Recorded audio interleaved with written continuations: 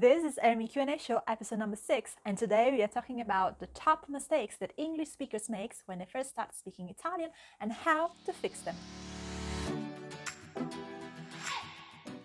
Today's question is everyone's question.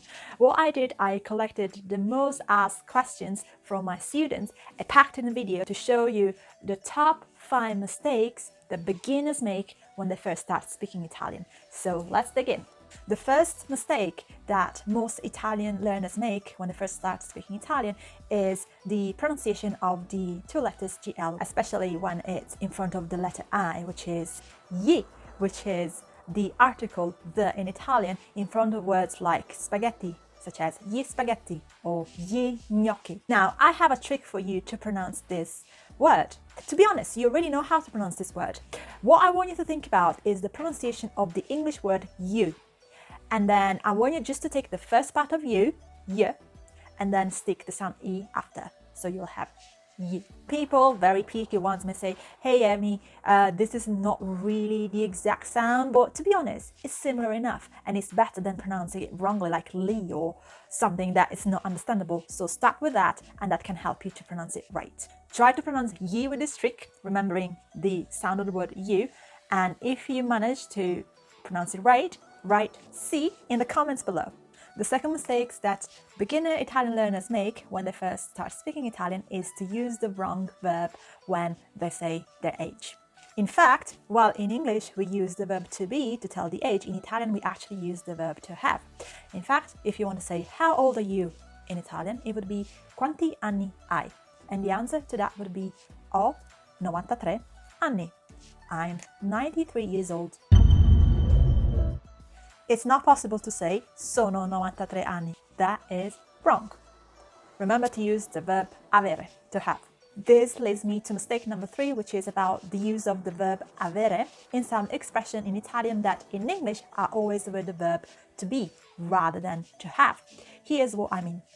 Things like I'm hungry, I'm thirsty, I'm sleepy, I'm in a hurry.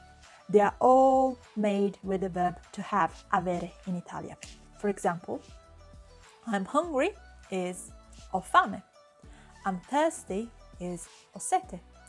I'm in a hurry would be ho fretta. I'm cold would be ho freddo. I'm hot would be ho caldo. Personally, I use ho fame and ho sonno a lot and never ho fretta, which tells you a lot about me. Mistake number 4 that beginners make when they first start speaking Italian is using wrongly the preposition in and a when they talk about where they live. For example, I've heard things like dove vivi? Where do you live? Vivo in Chester. Well, in that case, you would not use in, but you would use a, because Chester is a city. So it would be dove vivi?